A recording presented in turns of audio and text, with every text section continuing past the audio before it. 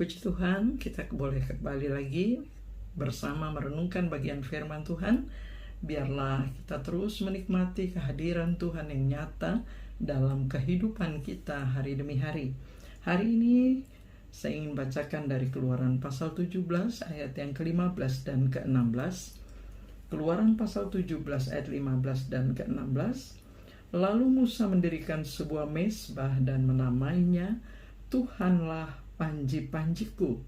Ia berkata, tangan di atas panji-panji Tuhan. Tuhan berperang melawan Amalek turun-temurun. Saudara, berbahagialah kita yang merenungkan firman Tuhan dan yang melakukannya. Terpuji nama Tuhan Yesus. Saudara yang dikasihi Tuhan, kita melihat dalam kisah ini bagaimana orang Amalek datang menyerang umat Israel. Orang Israel perlu mengadakan persiapan yang sungguh. Karena apa? Mereka tidak pernah juga dipersiapkan sebagai prajurit, karena pekerjaan mereka selama 400 tahun adalah sebagai pekerja rodi bagi orang Mesir. Namun sekarang ketika dalam perjalanan mereka diperhadapkan untuk mereka melawan musuh mereka dalam peperangan itu. Saudara yang dikasihi Tuhan, kita melihat bagaimana kunci kemenangan bagi umat Israel adalah kehadiran Tuhan di tengah-tengah mereka. Musa berkata, Musa menyaksikan, Tuhanlah panji-panjiku. Itulah kesaksian dari pengalaman yang nyata ketika mereka berperang melawan orang Amalek. Dia berkata, aku akan berdiri di puncak bukit itu dengan memegang tongkat Allah di tanganku. Saudara, tongkat Allah mengarahkan umat itu untuk mengerti bahwa itu adalah gambaran dari kehadiran Allah di tengah-tengah mereka. Kita melihat dua sisi di sini. Yang pertama, secara fisik, secara nyata, bahwa umat itu diperhadapkan dalam peperangan melawan orang Amalek. Bagaimana secara fisik mereka lemah, secara fisik mereka juga lelah karena mereka sedang dalam perjalanan di padang gurun pada waktu itu. Namun kita melihat di sini bahwa kepercayaan mereka dan pengandalan mereka, ketaatan mereka kepada pengaturan Tuhan, itu sangat menentukan akan kemenangan yang mereka peroleh. Sehingga dikatakan, Tuhanlah panji-panjiku. Walaupun secara fisik mereka tidak sekuat lawan mereka, tidak memiliki senjata-senjata seperti lawan mereka, namun kehadiran Tuhan adalah kunci untuk mereka mengalahkan lawan mereka. Demikian juga kita ingat kisah Daud dalam menghadapi Goliat. Bagaimana Daud berkata dalam 1 Samuel pasal 17 ayat 45, tetapi Daud berkata kepada orang-orang Filistin itu, engkau mendatangi aku dengan pedang dan tombak dan lembing, tetapi aku mendatangi engkau dengan nama Tuhan semesta alam, Allah segala barisan Israel yang kau tantang itu. Saudara yang dikasihi Tuhan, kita melihat bagaimana nama Tuhan diserukan sementara mereka menghadapi musuh yang dengan selengkap senjata, pedang, tombak, dan lembing. Sementara Daud hanyalah satu ketapelnya.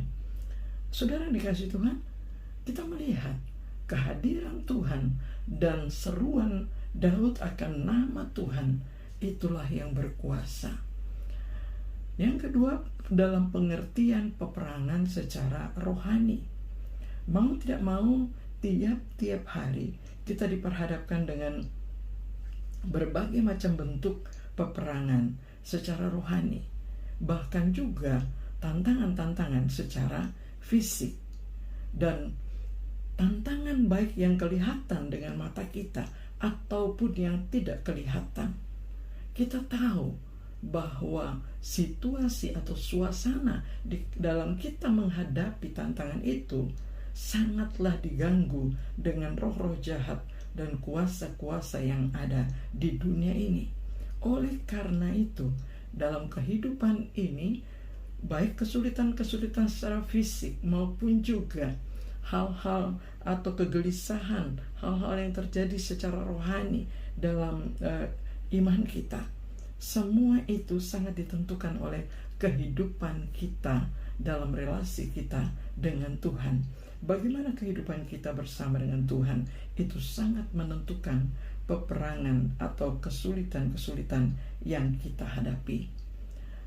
Ya, saudara, mungkin kita menghadapi masalah-masalah, bahkan orang yang menjadi tantangan secara kelihatan, sakit penyakit, atau mungkin dengan pekerjaan, bentuk pekerjaan yang berat, atau mungkin juga dengan minimnya untuk keperluan, kebutuhan kita sehari-hari, bahkan mungkin kelelahan kita secara fisik.